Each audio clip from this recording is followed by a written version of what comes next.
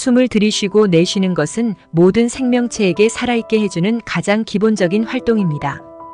호흡이 일정하지 않고 불안정하다 보니 다른 일에 집중도 못하고 수면장애가 생겨서 날마다 피곤한 삶을 살 것입니다. 그러므로 호흡이 편안하면 건강 수명에도 영향을 준다는 것을 잊지 맙시다. 그러면 어떻게 호흡기 쪽 건강을 갖게 되는지에 대한 8가지 방법을 알려드리겠습니다. 1. 수분을 자주 보충하세요. 미세먼지가 심한 날에는 물을 많이 마시는 것이 좋습니다. 목에 물을 촉촉하게 해주어야 기관지가 마르지 않아 잔기침이 나오지 않습니다. 체내 수분을 유지해주면 몸의 점액이 풍부하게 나와서 기관지가 촉촉하게 유지가 되어서 먼지를 걸러내고 배출하는 데 도움이 됩니다. 또한 날씨가 춥다 보면 난방을 하게 되어 체내 수분이 더 빨리 빠지게 되기 때문에 실내에서는 따뜻한 옷을 입고 가습기를 틀어주면 난방비 절약도 되고 체내 수분도 유지될 것입니다. 2. 담배를 끊으세요.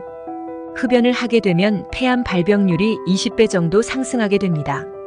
담배를 단 한 갭이 피우는 것만으로도 미세먼지의 환경 기준을 초과하게 됩니다.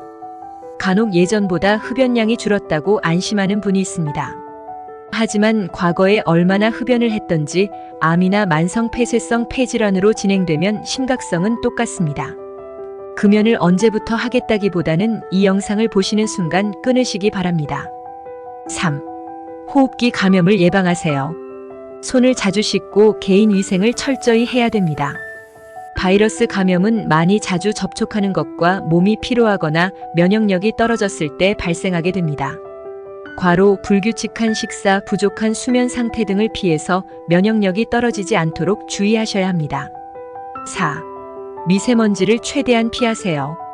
미세먼지는 폐와 혈관 등 몸속 깊은 곳까지 침투해 건강을 무너뜨릴 수 있고 수명을 줄이게 됩니다. 미세먼지가 심하면 최대한 외출을 피하고 나갈 때는 미세먼지 마스크를 착용해야 합니다. 간혹 어떤 사람들은 마스크를 이용한다고 해도 100% 막을 수는 없다고 합니다. 하지만 그거를 사용해서라도 미세먼지가 몸에 들어가는 것을 최소한으로 줄여야 한다는 인식으로 접근하셔야 합니다. 또한 미세먼지 마스크는 일회용입니다. 계속해서 쓰다 보면 그 안의 습기로 인해 세균이 번식하게 되므로 어느 정도 젖었다고 생각되면 버리고 새 걸로 교체해주는 게 좋습니다. 미세먼지는 일상생활에서도 쉽게 찾아볼 수 있습니다.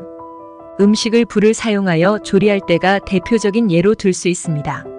요리할 때 나오는 미세먼지는 가스레인지에서 불꽃이 타면서 나오는 것과 조리할 때 음식 자체에서 나오는 것이 있습니다.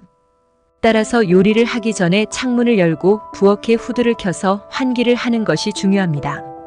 요리, 청소, 생활제품 등 실생활에서 발생하는 어떤 종류의 미세먼지든 오랫동안 계속해서 들이킬 경우 만성 폐질환에 걸릴 확률은 그만큼 높아진다는 것을 명심하셔야 합니다. 5. 항산화 식품을 충분히 섭취하세요. 녹황색 채소, 과일, 견과류 등과 같은 호흡기의 염증을 줄여줄 수 있는 항산화 식품을 충분히 먹는 것도 도움이 됩니다. 기관지에 좋다고 알려진 핵심 식품으로는 도라지와 배가 있습니다. 도라지와 배에는 폴리페놀 성분이 풍부합니다. 이것은 염증을 방지하고 기관지를 포함한 신체의 세포 손상을 막아주는 효과가 있는데 변색되지 않은 신선한 상태로 먹었을 때 효과가 더 큽니다. 따라서 즙이나 진액을 짜서 먹는 것보다 생재료를 그대로 먹는 것이 더 효과가 좋습니다. 6. 자주 환기하세요.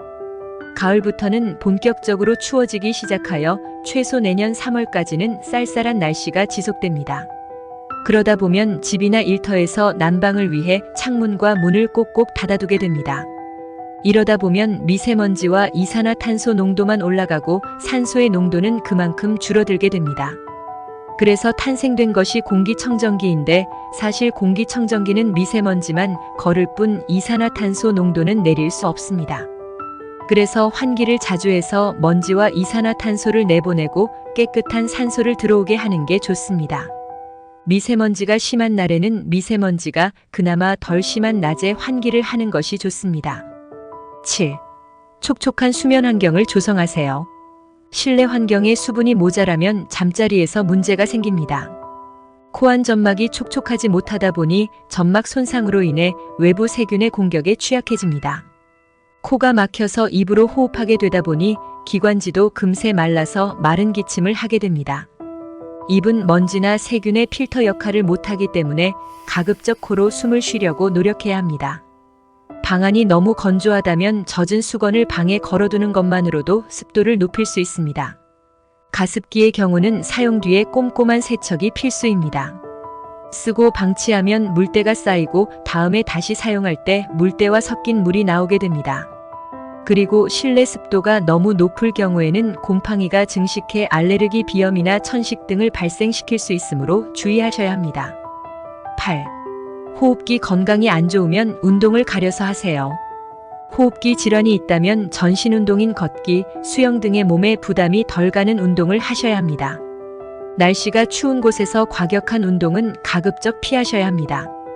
예를 들어 높은 산을 등산하거나 몸의 한계를 느낄 정도로 운동하는 것은 위험천만한 상황으로 이어질 수 있습니다.